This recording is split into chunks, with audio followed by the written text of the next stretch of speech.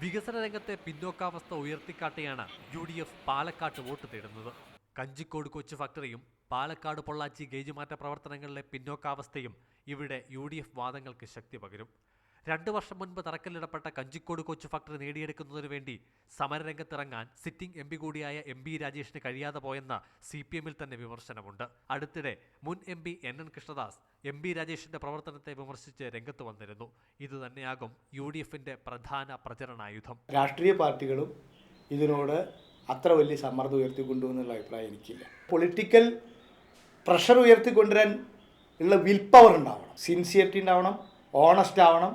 ശക്തമായിട്ട് ജനങ്ങൾ അങ്ങനെ നിന്ന് കഴിഞ്ഞിട്ടുണ്ടെങ്കിൽ ഇതൊക്കെ തന്നെ വരുമായിരുന്നു. വർഷങ്ങൾക്ക് മുൻപ് തുടങ്ങിയ പാലക്കാട് പൊള്ളാച്ചി ഗേജുമാറ്റ പ്രവർത്തനങ്ങൾക്ക് വേണ്ടത്ര ഫണ്ട് ലഭ്യമാക്കുന്നതിനുള്ള ഇടപെടലും MPയുടെ ഭാഗത്തുനിന്നും ഉണ്ടായില്ലെന്ന വിമർശനവും UDF ഉയർത്തുന്നു. പ്രാദേശിക വികസന ഫണ്ട് വിനിയോഗിച്ചു എന്നതിനപ്പുറം ജനപ്രതിനിധിയുടെ ഇടപെടൽ ഒരു മേഖലയിലും ഉണ്ടായിട്ടില്ല. ഉൾനാടൻ മേഖലയിലെ കുടിവെള്ളക്ഷാമത്തിനും പരിഹാരമായില്ല. ഈ സാഹചര്യത്തിൽ സംസ്ഥാന സർക്കാരിന്റെ മികവുറ്റ പ്രവർത്തനങ്ങൾ വോട്ട് കൂട്ടുമെന്നാണ് UDF പ്രതീക്ഷ. പാലക്കാട് മെഡിക്കൽ കോളേജും പട്ടാമ്പി താലൂക്കും തൃത്താലയ്ക്കും അട്ടപ്പാടിക്കും കോങ്ങാടിനും അനുവദിച്ച കോളേജുകളും ഇവിടെ വികസനോദാഹരണങ്ങളായി അവർ ഉയർത്തിക്കാട്ടുന്നു. ഈ സാഹചര്യങ്ങൾ തന്നെയാണ് UDF-ന്റെ പ്രതീക്ഷകൾ വളർത്തുന്നത്.